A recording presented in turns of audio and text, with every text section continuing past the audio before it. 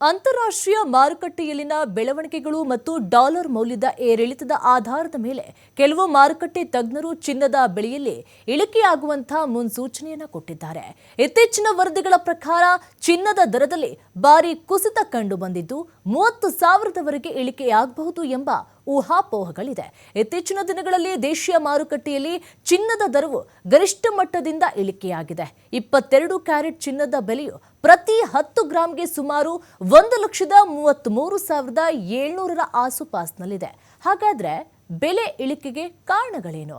ಒಂದು, ಅಮೆರಿಕದಲ್ಲಿ ಹಣದುಬ್ಬರ ಹೆಚ್ಚಳ ಹಾಗೂ ಬಡ್ಡಿ ದರಗಳನ್ನು ಹೆಚ್ಚಿಸುವಂತ ಸಾಧ್ಯತೆಗಳು ಕಂಡು ಬರ್ತಾ ಇದೆ. ಬಡ್ಡಿ ದರ ಹೆಚ್ಚಾದಾಗ ಹೂಡಿಕೆದಾರರು ಚಿನ್ನದ ಬದಲು ಬಾಂಡ್ಗಳತ್ತ ಆಕರ್ಷಣೆ ಆಗೋದ್ರಿಂದ ಚಿನ್ನದ ಬೇಡಿಕೆ ಮತ್ತು ಬೆಲೆ ಕುಸಿಯುತ್ತೆ. ಭವಿಷ್ಯದ ಮುನ್ಸೂಚನೆಗಳೇನು ಹಾಗಾದ್ರೆ? ಡಾಯ್ಚ್ ಬ್ಯಾಂಕ್ ಇಂತಹ ಪ್ರಮುಖ ಸಂಸ್ಥೆಗಳು ನೀಡಿರುವಂತಹ ವರದಿಗಳ ಪ್ರಕಾರ ವಿವಿಧ ಆರ್ಥಿಕ ಅಂಶಗಳ ಪ್ರಭಾವದಿಂದ ಮುಂದಿನ ದಿನಗಳಲ್ಲಿ ಚಿನ್ನದ ಬೆಲೆಯಲ್ಲಿ ಗಮನಾರ್ಹ ತಿದ್ದುಪಡಿ ಉಂಟಾಗಿ ದರಗಳು ಕುಸಿಯುವಂತಹ ನಿರೀಕ್ಷೆ ಇದೆ. ಡಾಯ್ಚ್ ಬ್ಯಾಂಕಿನ ಪ್ರಕಾರ ಯುಎಸ್ ಫೆಡರಲ್ ರಿಸರ್ವ್ ಮುಂಬರುವಂತಹ ಅವಧಿಯಲ್ಲಿ ಬಡ್ಡಿ ದರಗಳನ್ನು 3 ರಿಂದ 4 ಬಾರಿ ಹೆಚ್ಚು ಮಾಡಿದ್ರೆ ಅಂತಾರಾಷ್ಟ್ರೀಯ ಮಾರುಕಟ್ಟೆಯಲ್ಲಿ ಚಿನ್ನದ ಬೆಲೆ ಔನ್ಸ್ಗೆ 3,800ಕ್ಕೆ ಇಳಿಯಬಹುದು. ಹಿಂದಿನ ಅಂದಾಜುಗಳಿಗೆ ಹೋಲಿಕೆ ಮಾಡಿದ್ರೆ ಇದು 20%ಕ್ಕಿಂತ ಹೆಚ್ಚು ಇಳಿಕೆಯಾಗಿದೆ. ಇದು ಜಾಗತಿಕ ಮಾರುಕಟ್ಟೆಗಳಲ್ಲಿ ಚಿನ್ನದ ಹೂಡಿಕೆಗಳ ಮೇಲೆ ಪರಿಣಾಮ ಬೀರುವಂತ ಸಾಧ್ಯತೆ ಇದೆ ಅಂತ ವಿಶ್ಲೇಷಕರು ನಂಬಿಸಿದ್ದಾರೆ. ಹಾಗಾದ್ರೆ ಬೆಲೆ ಕುಸಿತಕ್ಕೆ ಕಾರಣಗಳೇನು? 3 ಕಾರಣಗಳಿದೆ, ಪ್ರಮುಖ ಕಾರಣಗಳು.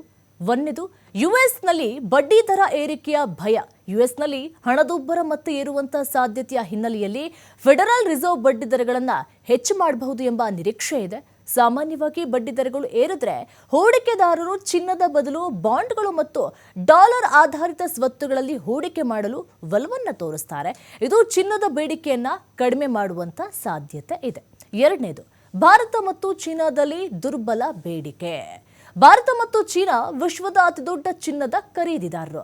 ಆದಾಗ್ಯೂ ಈ ಎರಡೂ ದೇಶಗಳಲ್ಲಿ ಬೇಡಿಕೆ ಇತ್ತೀಚೆಗೆ ನಿಧಾನವಾಗಿದೆ ಅಂತ ವರದಿ ಹೇಳ್ತಾ ಇದೆ.